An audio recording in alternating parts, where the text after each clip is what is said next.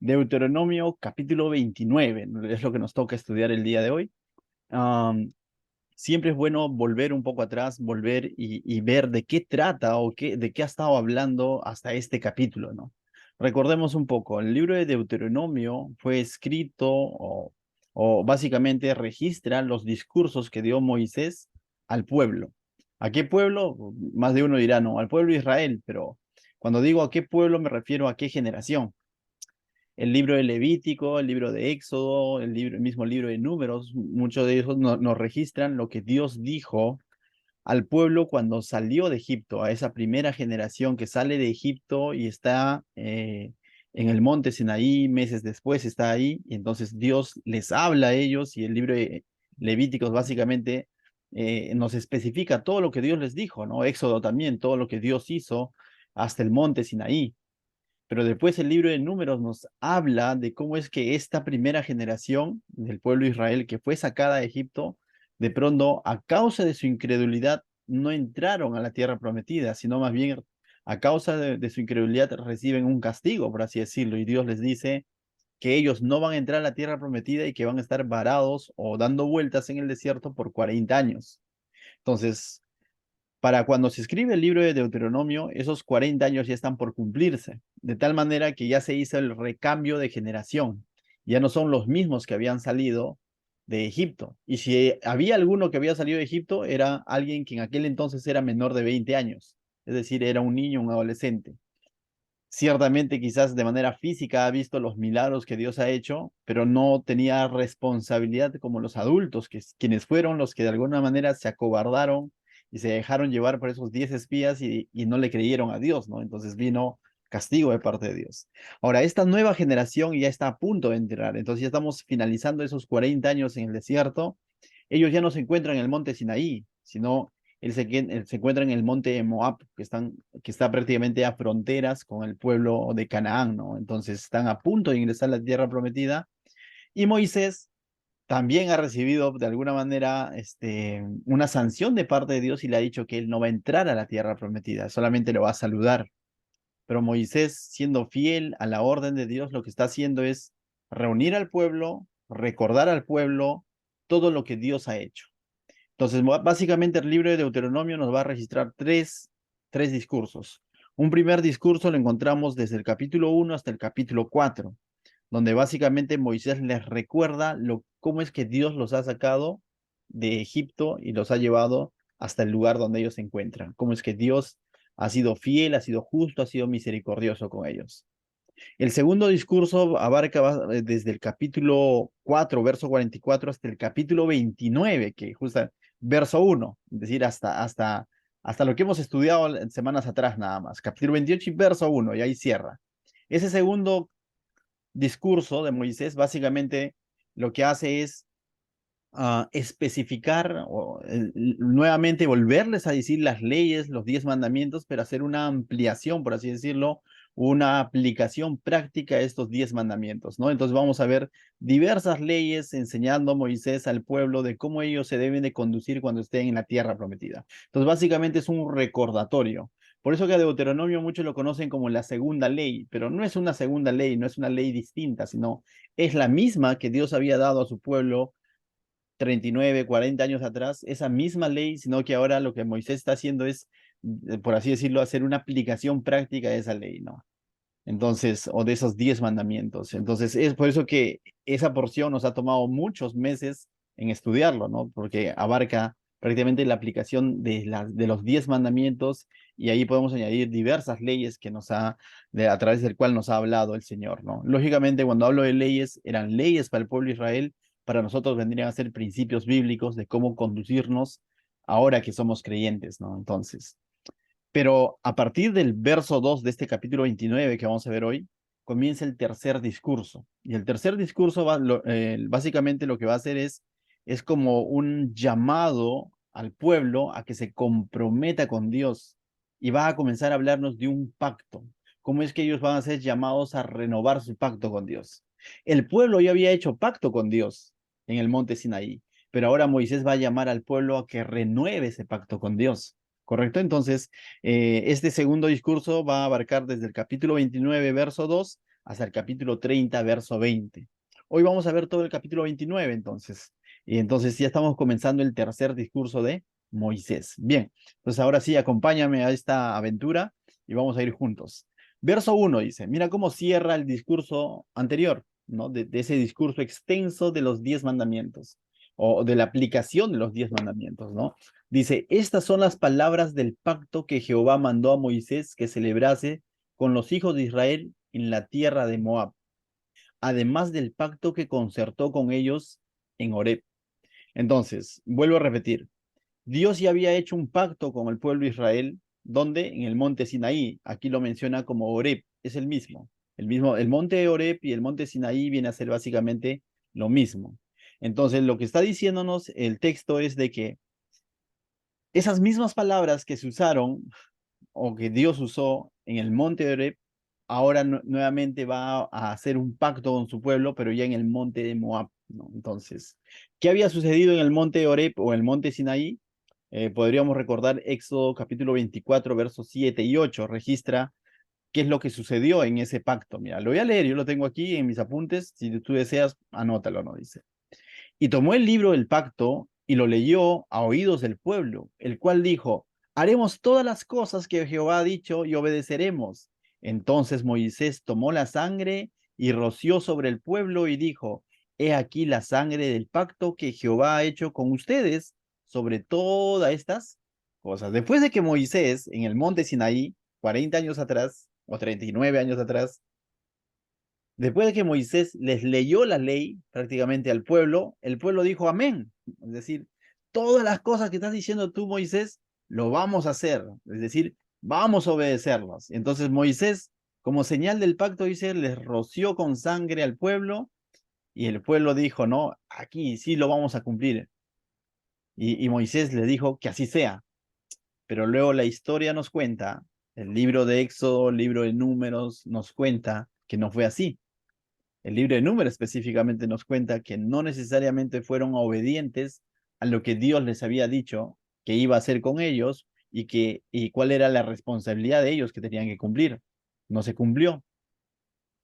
Eh, Ahora, la mayoría de estas personas que, por no decirlo todos, estas personas que en ese momento dijeron, lo vamos a cumplir y no lo cumplieron, a causa de su incredulidad, lamentablemente, ya no están aquí presentes para que ingresen a la tierra prometida. Aquí está la nueva generación. Entonces, por eso que es necesario hacer un nuevo pacto, por así decirlo, ¿no? O renovar el pacto con esta nueva generación. Por eso es que dice, celebraré con los hijos de Israel en la tierra de Moab.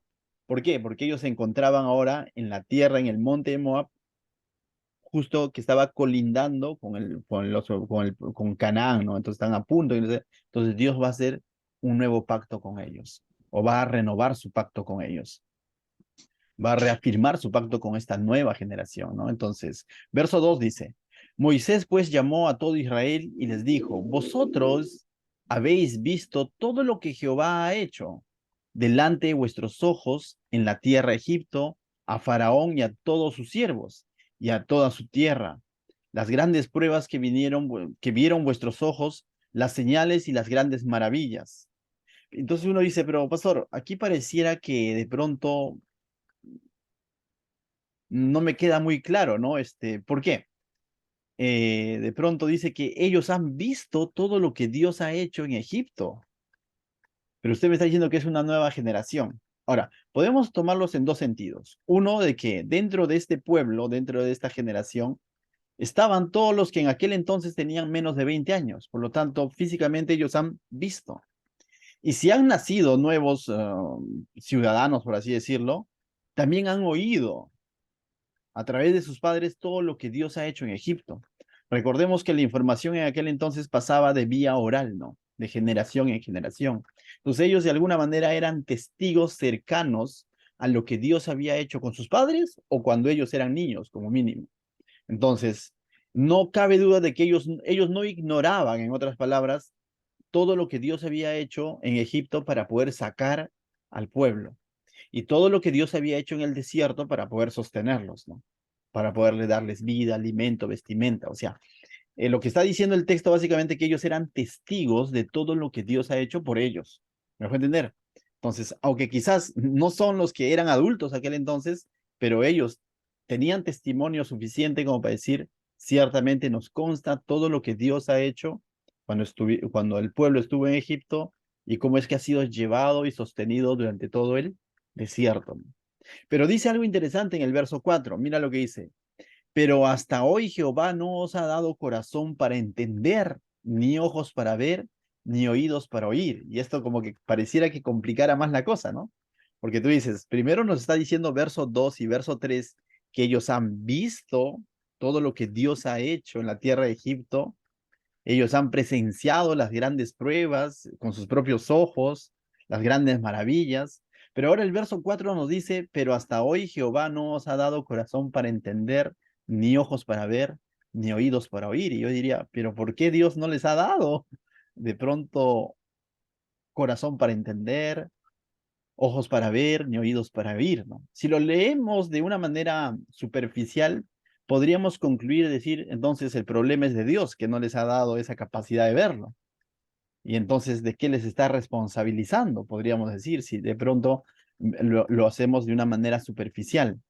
Pero nosotros debemos entender de que cuando estudiamos la palabra de Dios, hay ciertos principios que nunca van a cambiar. Un principio que es de que Dios es justo. Y Dios es justo y no les va a demandar cosas por los cuales ellos no eran responsables. Ahora, entonces, ¿cómo podemos entender de pronto de que Jehová no les ha dado corazón para entender? Porque si todo esto depende de Dios, entonces en ellos, ¿qué culpabilidad podemos encontrar? Ellos podrían decir, Dios no me ha dado corazón para entender, por lo tanto, por eso yo no entiendo. Dios no me ha dado ojos para ver, por lo tanto, yo no he visto. ¿Será así? Es la pregunta. Entonces la pregunta sería, ¿por qué Dios no les ha dado? No está diciendo que Dios no quiere darles. Dios en su soberanía tiene la potestad de darles corazón para entender, ojos para ver. En otras palabras, aunque ellos físicamente han visto o han oído todo lo que Dios ha hecho, pero aún no comprenden todo eso. La pregunta es, ¿a causa de qué es que el pueblo de pronto no había comprendido todo lo que Dios había hecho en Egipto y en el desierto?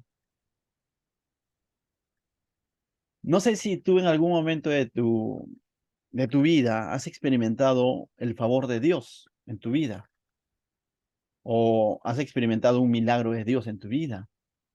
Y quizás en su momento también no lo hemos comprendido o simplemente no lo hemos creído, a pesar de que Dios ha sido el artífice o el autor de ese cambio o de eso que sucedió en tu vida, ¿no?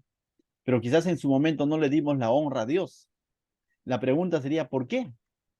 Porque de pronto Dios no me dio corazón para entenderlo, porque de pronto Dios no me dio fe para creerlo, entonces la culpa lo tiene Dios. ¿Será así? Mira la respuesta a todo esto lo vamos a encontrar en el libro de Hebreos. Hebreos capítulo 3 nos menciona más o menos por qué es que el pueblo, a pesar de que había visto, a pesar de que había oído, simplemente no entró a la tierra prometida, no tuvo corazón para entender, no tuvo ojos espirituales para ver, no tuvo oídos espirituales para creer en lo que Dios les estaba diciendo. El libro de Hebreos nos lo responde. Y básicamente era por la dureza y por la incredulidad, por la dureza de corazón y la incredulidad del pueblo. Entonces, ciertamente Dios en su soberanía es el que da corazón para entender, pero también hay una responsabilidad del hombre, una disposición del hombre. Y si el hombre no está dispuesto, y si el hombre, Dios no lo va a obligar a creer, Dios no lo va a obligar a entender. Hebreos capítulo 3, si tú lo tienes, es extenso, lo vamos a leer nada más del verso 7 en adelante. Aquí el autor de Hebreos, ya, hablando a su audiencia, va a traer a memoria un poco lo que sucedió con Israel. El libro de Hebreos es un libro del Nuevo Testamento, ¿no? Pero mira lo que dice.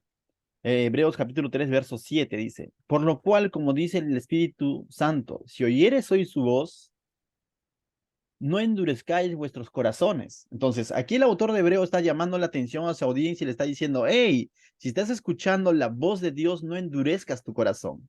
Y ahora va a poner un ejemplo de qué es endurecer el corazón. Entonces dice, como en la provocación, dice, en el día de la tentación en el desierto. y va a comenzar a hablar justamente del pueblo de Israel, ¿no? Dice, donde me tentaron vuestros padres, me probaron y vieron mis obras, ¿cuánto dice? 40 años. El libro de Hebreos nos está diciendo que ellos vieron físicamente las obras de Dios, pero al mismo tiempo tentaron a Dios, probaron a Dios. Verso 10, a causa de lo cual me disgusté contra esta generación y dije, siempre andan vagando en su corazón y no han conocido mis caminos. Aunque físicamente vieron todo el poderío de Dios, todo el amor de Dios, todo el cuidado de Dios, pero su corazón estaba bien lejos de Dios. Y eso se llama incredulidad o dureza de corazón, como dice al principio el texto, ¿no? Endurecieron su corazón. Verso 11, mira, dice, por tanto, juré en mi ira, no entrarán a mi reposo, es decir, ellos no iban a ingresar a la tierra prometida. Mirad, hermanos, que no haya en ninguno de vosotros corazón malo de incredulidad para apartarse del Dios vivo. Y acá hace la advertencia el autor de Hebreos a su audiencia, le dice, de la misma manera ustedes no sean incrédulos como fue el pueblo de Israel años atrás cuando estuvieron en el desierto. Verso 13. Antes exhortaos los unos a los otros cada día, entre tanto que se dice, hoy, para que ninguno de vosotros se endurezca por el engaño del pecado. Y eso es lo que había sucedido básicamente en el desierto, el engaño de la incredulidad, el engaño del pecado. No les permitió a ellos comprender lo que Dios estaba haciendo, entender, no les permitió tener corazón para entender lo que Dios estaba haciendo, no les dio ojos espirituales para ver lo que Dios estaba haciendo, no les dio oídos espirituales para escuchar y obedecer lo que Dios estaba haciendo, sino por lo contrario, se dejaron llevar por las otras voces de los otros 10 espías, ¿no? Verso 16. ¿Quiénes fueron los que habiendo oído de la dice, le provocaron? Acá el autor de Hebreos hace, ¿no? ¿Quiénes fueron los que habiendo oído la palabra de Dios, le provocaron a Dios? ¿No fueron todos los que salieron de Egipto por la mano de Moisés? Dice, está haciendo referencia a esa primera generación, quienes habían salido de Egipto con Moisés, pero le provocaron al Señor con su incredulidad. Verso 17. ¿Y con quienes estuvo él disgustado 40 años? ¿No fue con los que pecaron cuyos cuerpos cayeron en el desierto? ¿Y a quienes juró que no entrarían en el reposo, sino a aquellos que desobedecieron? Y vemos que no pudieron entrar a causa de, ¿qué dice? Ahí lo va a concluir, ¿no? A causa de su incredulidad. Entonces, volviendo al texto de Deuteronomio, Moisés le está diciendo al pueblo que hasta ese momento aún no tenían ese corazón para entender, ni ojos para ver, ni oídos para oír, justamente por causa de la incredulidad y dureza de corazón. Y ahora Moisés va a hacer un llamado a esta nueva generación a que se comprometa de corazón con Dios, a que comprenda que el pacto que Dios está haciendo con este pueblo es un pacto de gracia, a que entienda que Dios cumplió su parte en el pacto con sus padres, y aunque sus padres no cumplieron con su parte en el pacto. Y les va a hacer una advertencia más adelante de decir de que no se desvíen de justamente de los preceptos del Señor, que no se desvíen de los estatutos de Dios. Y entonces vayamos al verso 5 al 9, mira lo que dice. Y yo os he traído 40 años en el desierto, les está diciendo ahora, vuestros vestidos no se han envejecido sobre vosotros, ni vuestro calzado se ha envejecido sobre vuestro pie. Y aquí con esto, con el verso 5, podría decir, definitivamente había personas que habían salido de Egipto, pero que eran menores de 20 años en aquel entonces. ¿Por qué? Porque les dice, yo os he traído 40 años en el desierto. ¿Me dejo entender? Aunque probablemente había personas que habían nacido en el desierto, pero aquí estaba también integrado por personas que han salido de Egipto. Pero ¿por qué entonces ellos están aquí a punto de entrar en la tierra prometida? Simplemente si nos remontamos al libro de Números es porque ellos no habían cumplido los 20 años, ya que cuando Dios trae juicio y castiga a esa generación incrédula es a los mayores de 40 años. Pero eso no significa que los menores de 40 años no hayan sido sustentados por Dios. También han recibido el favor de Dios y ahora les está recordando, Les está diciendo, yo os he traído 40 años en el desierto, vuestros vestidos no se han envejecido por vosotros, ni vuestro calzado se ha envejecido sobre vuestro pie. No habéis comido pan, ni bebisteis vino, ni sidra, para que supieras que yo soy Jehová vuestro Dios. Dice, y llegasteis a este lugar y salieron, dice, Sehón, rey de Hesbón, Og, rey de Basán, delante de nosotros para pelear, y ustedes lo han derrotado, y lo derrotamos, dice, ¿no? Y tomamos, dice, su tierra y la dimos por heredad a Rubén, a Gad, a la media tribu de Manasés. Eso lo vemos en el libro de Números, ¿no? De que hay 2 tribus y media que básicamente toman posesión ya antes de cruzar el río, ¿no? Antes de cruzar a la tierra de Canaán en sí, toman posesión de estos pueblos, ¿no? Después de la victoria. Básicamente son la tribu de Rubén, de Gad y media tribu de Manasés, ¿no? Entonces, básicamente lo que les está recordando Moisés, es decir, Dios a través de Moisés, es de que estando en el desierto, Dios ha tenido misericordia, amor por ellos. ¿Por qué? Porque les ha dado vestimenta, les ha dado calzado. Es un milagro que su vestimenta pueda durar 40 años. Si tú te das cuenta, o sea, yo creo que hoy en día ni la mejor marca de ropa podría durar 40 años, menos a condiciones en las que ellos vivían en el desierto. Imagínate irte al desierto con un calzado por 40 años. Así sean marca Timberland, ¿no? Pues 5 años a lo mucho, ¿no? O sea, estoy haciendo cherry a Timberland. Pero bueno, pero no creo que haya calzado que te dure más de 40 años. Entonces, era un milagro realmente lo que Dios ha hecho con ellos. Lo otro, ¿no? Dice, aunque no han bebido vino ni sidra, pero no han muerto de sed. Han tenido agua, han tenido la roca que iba detrás de ellos y han tenido agua constantemente. Aunque no han comido pan, pero han comido maná. Entonces el maná, el agua que ellos han bebido es una muestra de la generosidad de Dios, del poder y del amor de Dios por este pueblo. Y aunque no eran un pueblo, por así decirlo, desde el punto de vista bélico, poderoso o preparados para la guerra, pero han tenido victorias en el desierto ya, una muestra de que también van a tener victorias cuando ellos crucen el Jordán. Han vencido a Og, rey de Basán, han vencido a Sehón, rey de Hesbón, y las muestras y las evidencias estaban ahí porque 2 tribus y media ya habían cogido su posesión, su heredad, sin todavía cruzar el Jordán, ¿no? Entonces te das cuenta. Entonces, son evidencias de que Dios ha estado constantemente con ellos. Entonces, hasta este punto, hasta este punto, Dios ya te ha mostrado en más de una ocasión su favor. O sea, en más de una ocasión ya has experimentado el favor de Dios. A eso voy, ¿no? En más de una ocasión, de pronto tus cálculos no han dado, pero ha habido para comer. En más de una ocasión has dicho, esto no lo hubiese podido hacer solo, pero has obtenido la victoria y de pronto no te queda otra que decir, ¿ha sido Dios? O sea, cada creyente, así tenga 2, 3, 4, 5 días de creyente o años de creyente, ya tiene esas vivencias con Dios. Entonces, no cabe duda de que Dios nos ha manifestado su poder y su amor, si tú ya eres creyente. Y eso habla de la misericordia de Dios, ¿no? Y en el sentido espiritual también, el Señor ya nos ha dado una nueva vestidura que no se acaba. Nos ha revestido de un nuevo hombre que no se acaba y que es para siempre. Nos ha dado calzados, ¿no? Dice, y los calzados son el apresto del Evangelio, ¿no? O sea,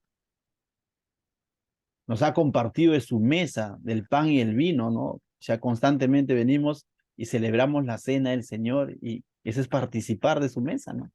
Un recordatorio de lo que Él ha hecho por nosotros. Nos ha dado victoria sobre nuestros enemigos. ¿Y por qué no decirlo espirituales? Aunque la lucha dice no es contra sangre ni carne, sino contra huestes espirituales. Y Él nos ha mostrado su victoria en más de una ocasión. Entonces, ¿por qué es que Moisés le está diciendo todo esto al pueblo? No es que de pronto Moisés está sacando en cara al pueblo, sino lo que está pretendiendo hacer con el pueblo es de que ellos abran sus ojos y puedan comprender todo lo que Dios ha hecho por ellos, todo el favor de Dios que ha tenido por ellos, y que ellos voluntariamente como una respuesta lógica, puedan abrazar el amor de Dios y este nuevo pacto y puedan renovar su pacto con Dios. No de una manera obligatoria, no tanto por lo que Dios va a hacer, sino por lo que Dios ya ha hecho. Entonces Moisés les recuerda todo esto para que ellos puedan renovar su pacto, pero con entendimiento.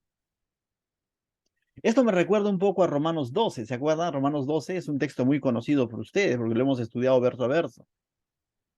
Romanos 12 dice, pues, ¿no? Por tanto, os ruego que por las misericordias de Dios, ¿no? Si has comprendido la misericordia de Dios, ¿qué es lo que tenemos que hacer? Presentar nuestros cuerpos en sacrificio vivo, santo y agradable a Dios. Que eso es nuestro culto, ¿qué? Racional. Esa es nuestra adoración lógica. Esa es nuestra adoración inteligente. Lo que no es inteligente es haber experimentado el favor de Dios en nuestra vida y de pronto menospreciar su pacto de gracia con nosotros. Eso no es inteligente. Lo que no es inteligente es haber experimentado el favor de Dios en nuestra vida y querer caminar separados de Dios. Eso no es inteligente, eso no es lógico. Pero si tú ya has experimentado el favor de Dios en tu vida, entonces una reacción lógica debe ser decir, Señor, no quiero apartarme de ti, porque en ti he experimentado victoria, en ti he experimentado sustento, en ti he experimentado abrigo, en ti encuentro alimento espiritual. Mira lo que dice el verso 8, volviendo al texto, volviendo al contexto también de Israel. Guardaréis pues las palabras de este pacto, le dice. Entonces, les ha dicho toda esa introducción para que ellos ahora entonces, ¿qué es lo que van a hacer? Guarden las palabras del nuevo pacto o renueven su pacto. Pero dice, guardaréis pues las palabras de este pacto y las pondréis por obras para que prosperéis en todo lo que hiciereis. Ciertamente hay una promesa a futuro de que Dios los va a prosperar en la medida de que ellos sean obedientes y atesoren y guarden sus mandamientos, sus estatutos, sus preceptos, sus principios. Pero sobre todo ellos deberían de guardar todo esto por lo que Dios ya les ha mostrado a ellos. Porque Dios ya les ha mostrado su favor, su amor y su poder. De la misma manera, hermanos, para nosotros ahora, Nuevo Testamento, ¿no? Estamos bajo el pacto de gracia. Ciertamente que si nosotros somos obedientes a la palabra de Dios, va a venir bendiciones por nuestra obediencia. Pero si nosotros fuéramos obedientes a la palabra de Dios solamente por las bendiciones que van a venir, a eso yo lo llamaría conveniencia, ¿no? Nosotros debemos ser obedientes a la palabra de Dios por todo lo que Dios ya hizo por nosotros en Jesús en la cruz. Porque ya hemos experimentado de su amor, porque ya nos ha mostrado de su cuidado. ¿Me dejo entender? O sea, nuestra obediencia no puede estar ligada, voy a obedecer a Dios para que Dios haga esto. Aunque ciertamente Dios va a recompensar tu obediencia, aunque ciertamente hay bendiciones en la obediencia de la palabra de Dios, pero nuestra obediencia debe ser por lo que Dios ya hizo en la cruz. ¿Me dejo entender? Continuamos. Verso 10 al 15. Vamos a ver aquí las partes del pacto que Dios está haciendo de este nuevo pacto que está haciendo con su pueblo, ¿no? 10 dice, vosotros todos estáis hoy en la presencia de Jehová vuestro Dios. Y aquí Moisés está hablando al pueblo y va a utilizar una palabra interesante, todos. Y va a especificar, dice, los cabezas de vuestras tribus, vuestros ancianos, vuestros oficiales, todos los varones de Israel, vuestros niños, vuestras mujeres y tus extranjeros que habitan en medio de tu campamento, desde el que corta tu leña hasta el que saca tu agua, para que entréis en el pacto de Jehová tu Dios y en su juramento que Jehová tu Dios concierta hoy contigo. Y es interesante, ¿no? Porque el pacto fue ofrecido a todo ese pueblo que estaba reunido ahí. Esclavo, sirviente, niño, mujeres, hombres, jefes de tribus, líderes de familia, a todos. O sea, incluida a los líderes de la mujer, a todos.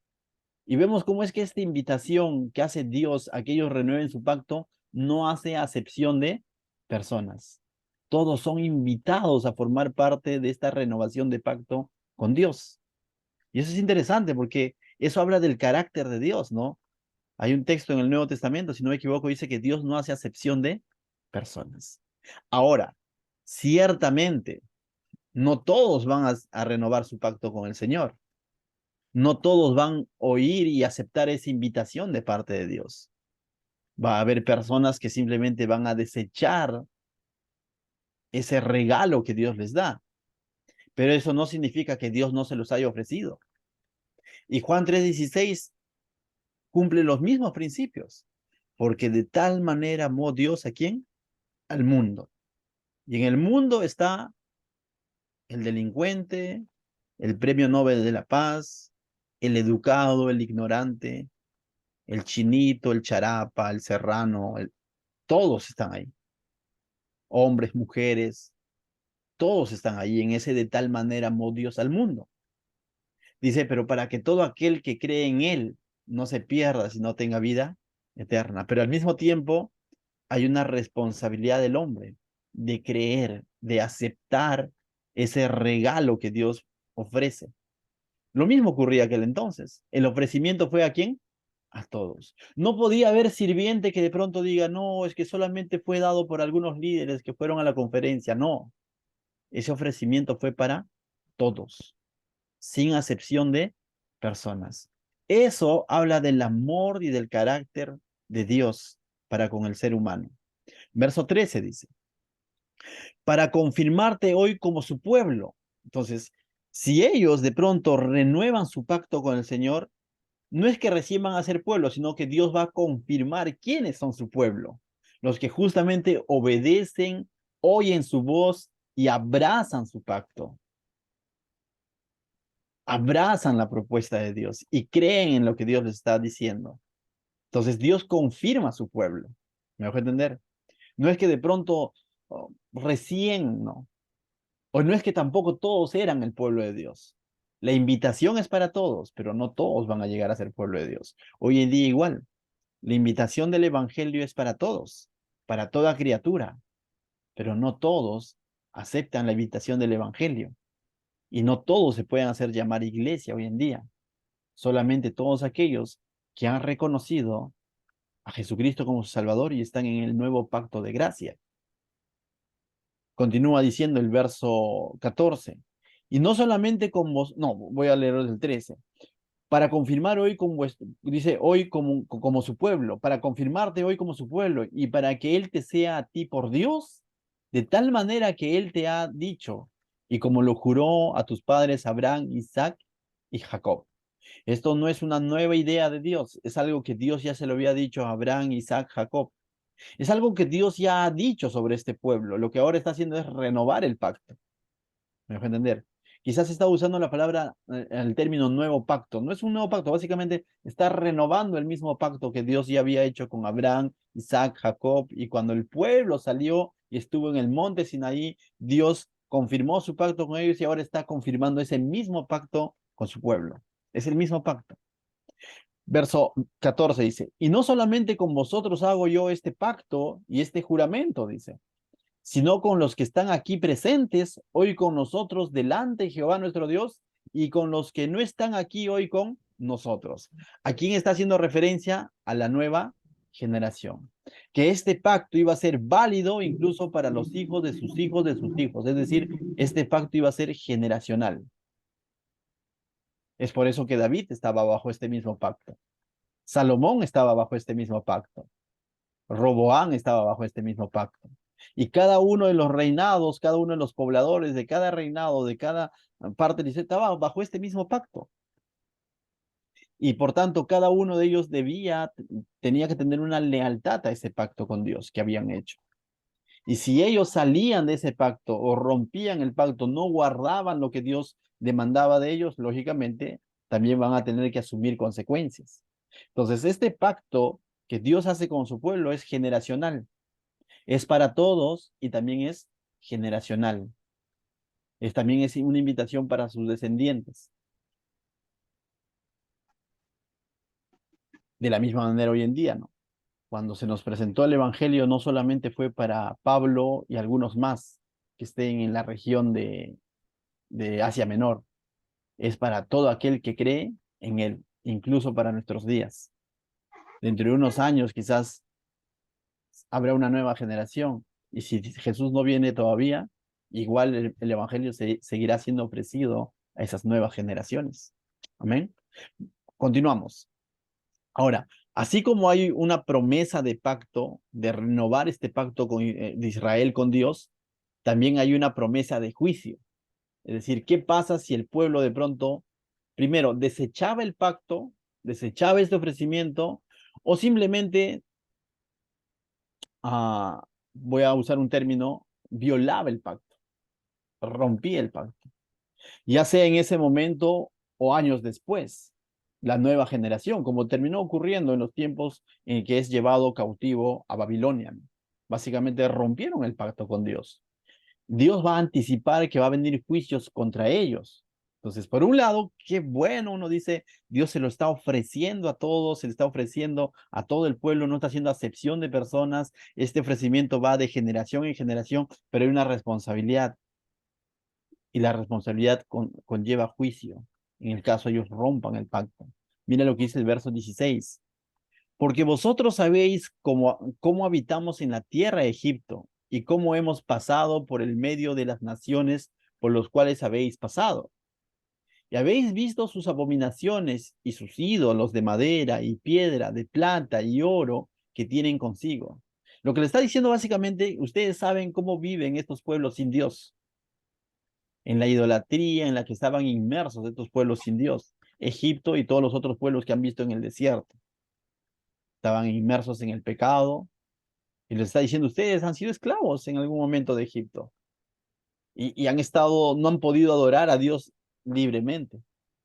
Verso 8 dice, no sea que haya entre vosotros varón o mujer, o familia o tribu, cuyo corazón se aparte hoy de Jehová nuestro Dios para ir a servir a los dioses de esas naciones.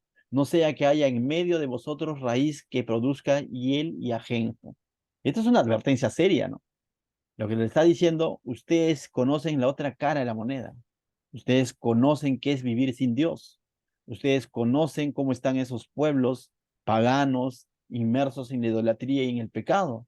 Y les está diciendo, no sea que alguno de ustedes, a quienes ha sido ofrecido este pacto, de pronto vuelva su mirada y se entrometa con esos pueblos. ¿Y qué va a suceder? Verso 19 dice. Y suceda que al oír las palabras de esta maldición, él, o sea, de este hombre, ¿no? Si se apartara este hombre o esta mujer, él se bendiga en su corazón diciendo, tendré paz aunque ande en la dureza en mi corazón, a fin que con la embriaguez quite la sed. Qué peligroso es, hoy en día también vemos eso, cuando alguien se aleja de Dios y piensa que nada pasa.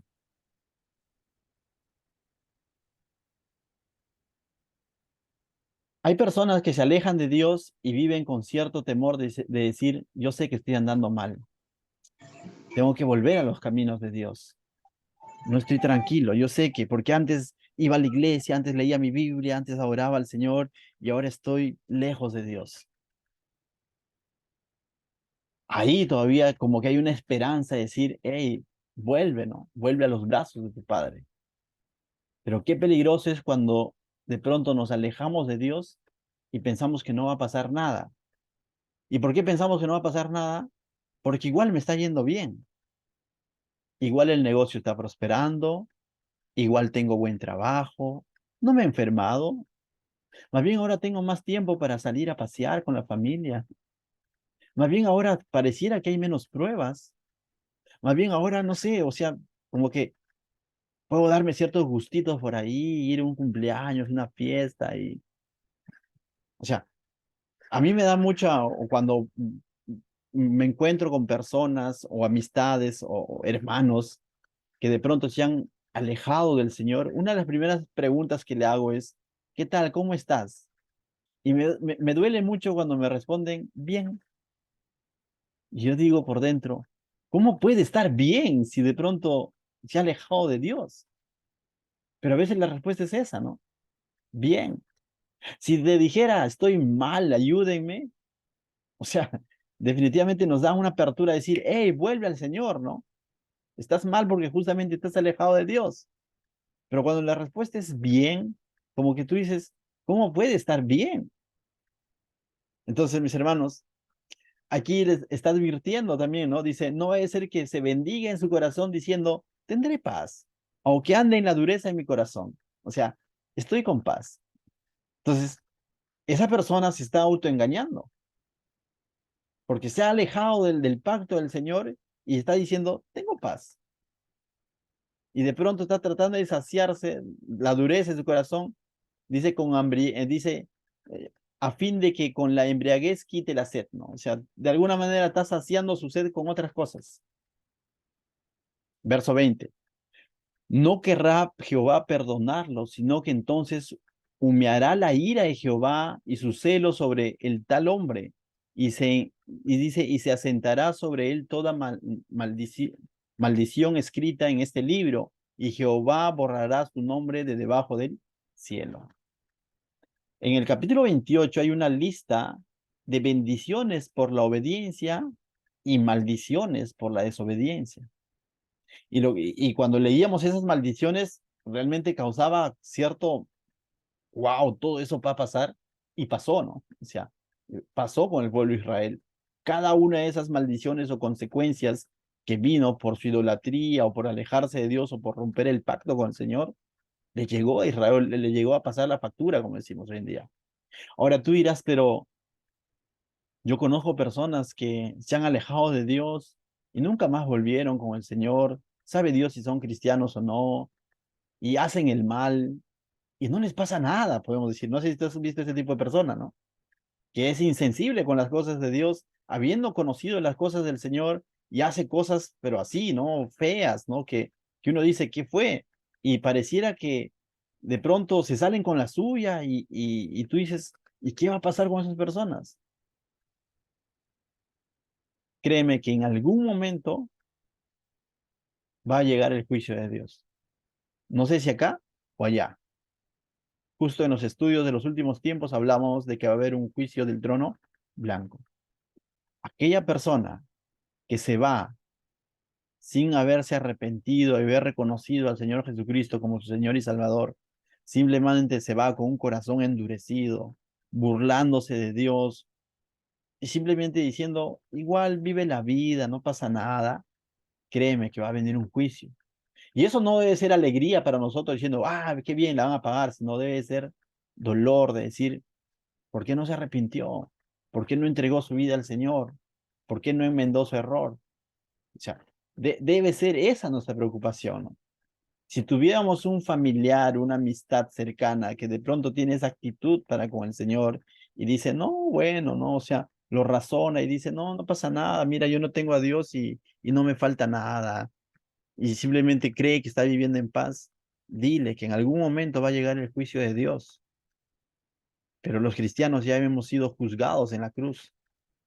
Podemos escapar de ese juicio en la medida de que tú creas en Jesús, porque nosotros ya hemos sido justificados en la cruz. Pero todo aquel que no lo reconoce como su Señor y Salvador va a tener que asumir juicio. A veces aquí en la tierra, consecuencias, pero de que allá sí o sí le llegue el juicio, le llega por las obras que hizo el ser humano. Entonces, Dios aquí está asegurando de que sí o sí su perdón no lo va a alcanzar en la medida que estas personas no se arrepientan. Pero si esta persona se arrepiente, el libro de Romanos también dice que la paciencia de Dios, justamente en la paciencia de Dios es porque está esperando que de pronto el pecador venga en arrepentimiento, ¿no? No es que de pronto Dios tarde, sino Dios en su misericordia tiene paciencia y su paciencia produce arrepentimiento. Pero si de pronto yo eso no considero y simplemente sigo viviendo una vida alejada de Dios, lamentablemente voy a tener que pasar por el juicio del trono blanco, ¿no? Y ahí sí ya es complicado. Ahí sí ya no hay de pronto, Señor, perdóname, porque ya estás en ese momento, ¿no? Aquí en la tierra se toman las decisiones. ¿Ven?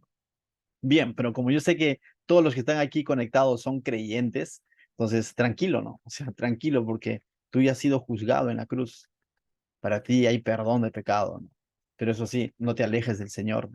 No quiero decir que vayas a perder tu salvación, no, definitivamente que no, pero no nos alejemos del Señor, ¿no? Porque la tentación está ahí, está a la vuelta de la esquina, el poder alejarnos de Dios, pero eso no, definitivamente no es congruente con lo que la Biblia enseña, ¿no? Verso 21 al 28, vamos a ver el propósito por el cual Dios va a hacer llegar juicio a estos hombres que de pronto se alejaban del pacto. Mira lo que dice. Y lo apartará Jehová de todas las tribus de Israel para mal, dice, conforme a todas las maldiciones del pacto escrito en el libro de la ley, justamente capítulo 28, ¿no? Ahí estaba en la lista de maldiciones.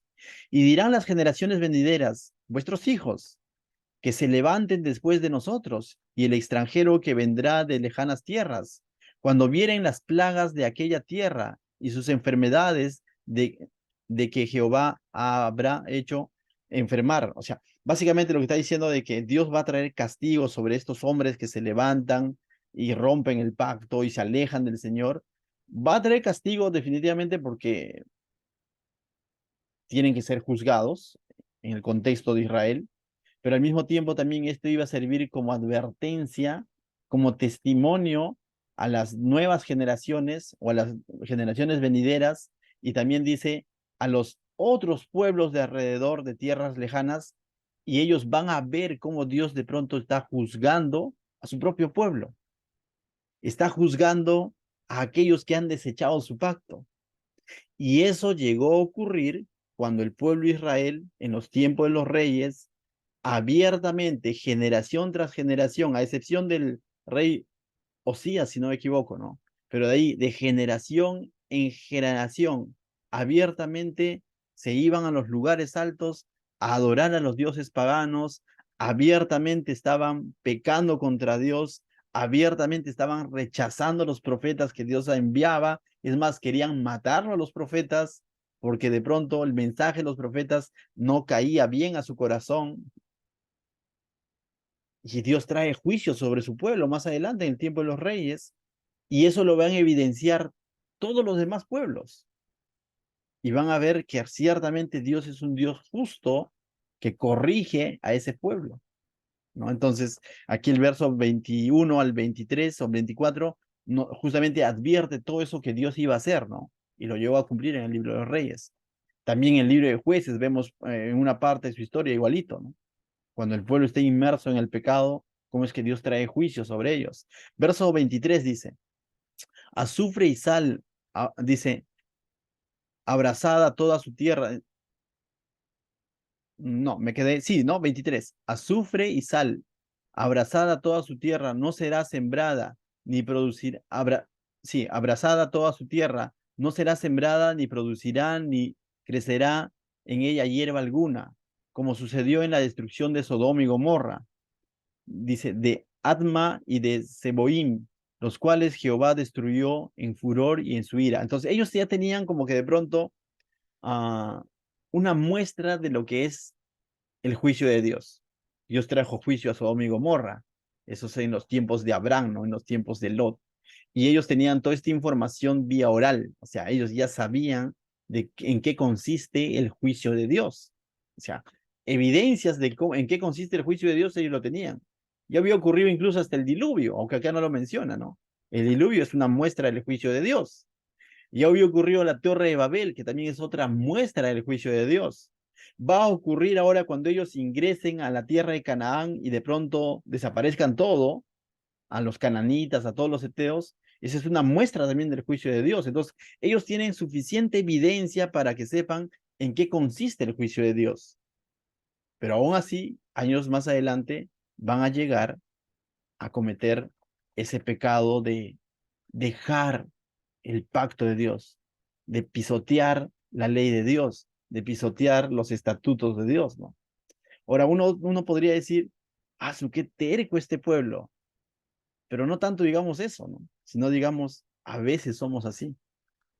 Tenemos suficiente evidencia de ver qué es cuando una persona se aleja de Dios, pero aún así a veces jugamos con fuego. Aún así a veces nos alejamos de Dios. Aún así a veces menguamos en nuestra búsqueda del Señor.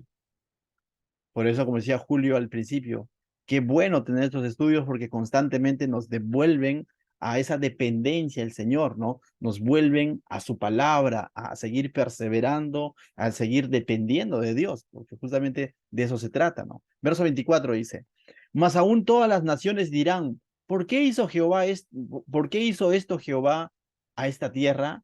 ¿Qué significa ardor de esta gran ira? Entonces los demás pueblos van a evidenciar todo esto y van a preguntarse.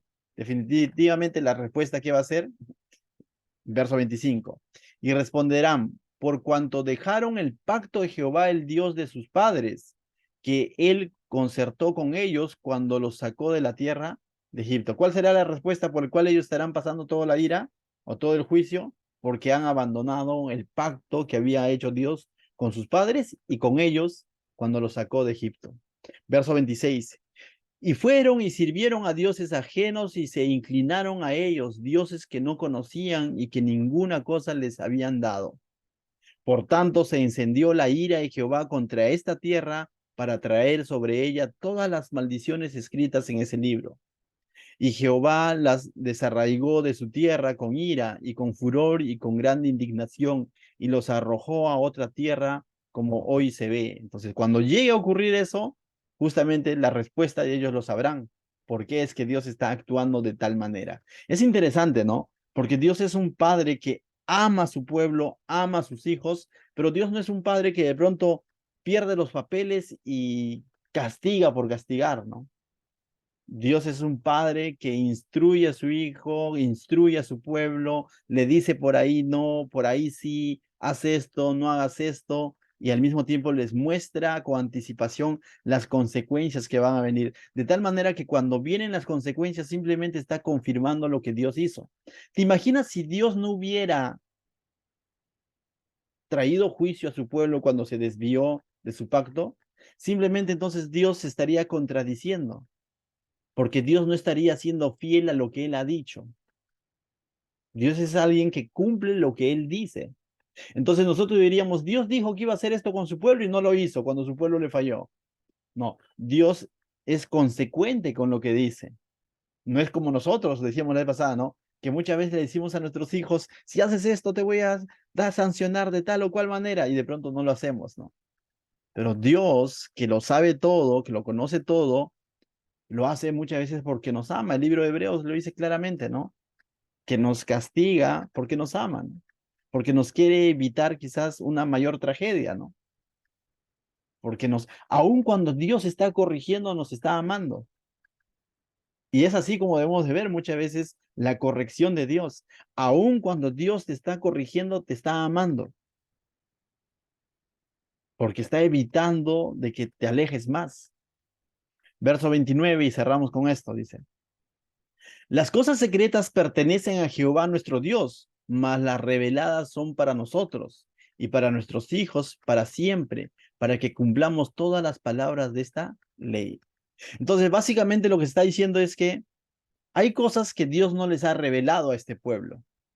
Es más, yo me atrevo a decir que hay cosas que Dios no nos ha revelado a la humanidad, porque Dios es soberano. Dios no nos ha revelado todo lo que Él sabe. Él tiene cosas secretas que no te lo va a decir y tampoco es necesario que lo sepas. No sé si hay ciertas preguntas en la Biblia que no tenemos respuesta, ¿no es cierto? Y mal hacemos a veces decir, no, Dios quiere decir esto. Si no lo sabemos, simplemente diremos, como siempre decimos, cuando estemos allá con el Señor, le preguntamos. Y ya será el Señor, si quiere, nos responde, si no, no. Pero a veces nos atrevemos a decir que Dios dijo esto o aquello y nos queremos ser tan sabios como Dios. Cuando Dios ya ha dicho en su palabra, mis pensamientos no son tus pensamientos. Nuestros pensamientos es como un vasito de agua y los pensamientos del Señor es todo el océano. Entonces aquí dice, las cosas secretas pertenecen a Jehová nuestro Dios, mas las reveladas, pero sí hay también cosas que Dios ya ha revelado a su pueblo, para el pueblo de Israel, y también que Dios ha revelado hoy en día para su iglesia. Hay cosas, y de eso somos responsables nosotros, de lo que ya se nos ha revelado en su palabra. de lo que ya has comprendido de su palabra, de lo que ya has aprendido de su palabra. De eso eres responsable, no de aquello que tú de pronto no sabes, no entiendes, no. Pero de lo que tú ya sabes eres responsable y se ha revelado para nosotros, dice el pueblo, ¿no? Bueno, Moisés está diciendo al pueblo, ¿no? Y entonces el pueblo va a tener que ser responsable de lo que Dios les ha revelado, de lo que Dios les ha dicho, no de lo que no les ha dicho. A veces estamos queriendo entender los peros del Señor, buscándole la quinta pata al gato, cuando lo esencial que ya se nos ha revelado no lo obedecemos. A veces he visto ciertos programas ahí en YouTube, debates teológicos, tratando de comprender ciertas cosas que de pronto no están claras quizás en la Biblia, no son explícitas. Yo digo, qué bueno es investigar, profundizar un poco más en eso. La pregunta es, pero, ¿qué tanto estamos obedeciendo en lo que ya sabemos? Porque no tendría sentido entonces estar averiguando esos temas quizás complicados y de pronto lo básico, amar al prójimo, amar a Dios sobre todas las cosas, congregarme, leer mi Biblia, orar, no lo estoy cumpliendo. Entonces, ¿qué sentido tiene? Estamos orando por un instituto bíblico, ¿no? Y qué bueno, porque vamos a profundizar muchas cosas de la palabra de Dios, ¿no? A mayor detalle, vamos a ser más específicos y la historia, los años y todo lo demás. Pero de nada va a servir eso si no estamos siendo obedientes en lo esencial, en lo más básico. Entonces, el pueblo aquí va a tener que ser responsable por lo que Dios ya les había revelado. Dice, y para nuestros hijos para siempre, para que cumplamos todas las palabras de esta ley. Entonces, Dios les había revelado su ley hasta ese momento. ¿Pero para qué? Para que ellos lo cumplan, para que ellos lo vivan, para que ellos lo obedezcan. Dios nos ha revelado su palabra a cada uno de nosotros, mis hermanos. Lo poco, lo mucho que tú ya sabes de la Biblia, Dios te lo ha revelado, pero es para que lo vivas. De lo contrario, vendría Santiago y nos diría, no seas solamente oidor, sino sea un hacedor. No sé cuánto ya sabes de las cosas del Señor, pero la pregunta sería, ¿cuánto ya estás obedeciendo de lo que sabes? ¿Cuánto estamos obedeciendo y viviendo de lo que ya sabemos? Es bueno anhelar saber más, pero como dijo Pablo también, el conocimiento envanece, el amor edifica, y el amor, ¿sabes qué es? Obediencia. Jesús dijo, el que me ama, guarda. No dijo, conoce todos los detalles, sino guarda mis mandamientos. Guarda mi palabra. A medida de que pasen los años, a la medida en que interactuemos más con la palabra de Dios, vamos a ir aprendiendo muchas más cosas de parte del Señor, pero también vamos a ser responsables de muchas cosas más. ¿Cuánta responsabilidad tienen los que de pronto están profundizando en la palabra de Dios y en este caso los que estamos enseñando la palabra de Dios? Tenemos mayor responsabilidad, porque no solamente es hacerte maestro por hacerte maestro, como dice Santiago, porque si tú te haces maestro, recuerda de todo por el que tú te vas a tener que rendir cuentas al Señor, ¿no? O sea, qué bueno, qué bonito es enseñar, pero ¿de qué vale enseñar y de pronto no vivir? Estaríamos como los fariseos, que eran maestros de la ley, pero no vivían casi nada de la esencia de la ley. Y lo mismo nos dice el Señor hoy en día a nosotros. Y aquí veo varios maestros, ¿no? Sofía, Keila, Patti, está por ahí Gisela, no está, Luz, no sé si está por ahí, Julito también enseñas. Somos responsables de lo que enseñamos. O sea, no solamente es llenar nuestra cabeza de conocimiento y ya, sino que tanto estamos cumpliendo lo que estamos aprendiendo. Alguien dijo, ¿no?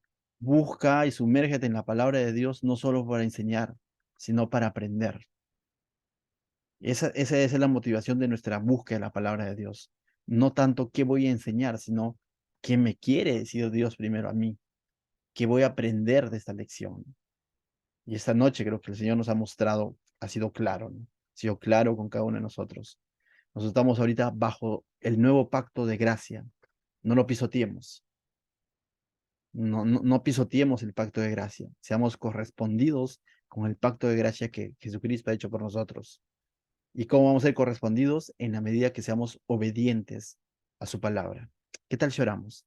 Amado Dios, te doy gracias, Señor. Gracias por tu palabra, por la lección del día de hoy, Señor, porque nos